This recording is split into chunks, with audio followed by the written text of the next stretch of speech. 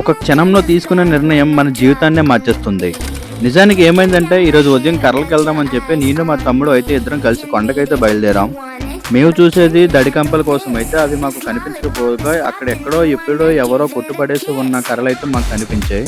అవి నాకు వచ్చి రాలినట్టుగా 2 మోపులుగా కట్టి అక్కడ ఉన్న ఎన్నో రాయిలు తుప్పలు పైనుంచి మేము కిందకి వచ్చేటప్పుడు మాకు నడవడానికి చాలా ఇబ్బంది అయితే కలిగించాయి.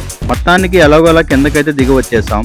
మేము ఇక్కడ చూసేసరికి ఇక్కడ పెద్ద కాలువలా అయితే తవ్వేసే ఉంది. ఒక్క క్షణం ఆలస్యం అయితే నేను మా తమ్ముడు ఇద్దరం ఆ కాలువలో పడిపోయే వాళ్ళం.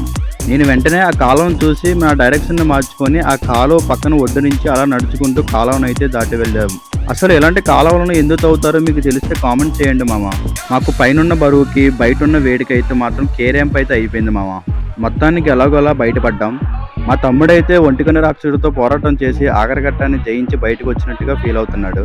అలా అక్కడి నుంచి లాస్ట్గా అయితే ఇంటికైతే చేరుకున్నాం. మన ఛానల్కి కొంచెం లైక్ చేసి సబ్స్క్రైబ్ చేసుకుని సపోర్ట్ చేయండి మామ.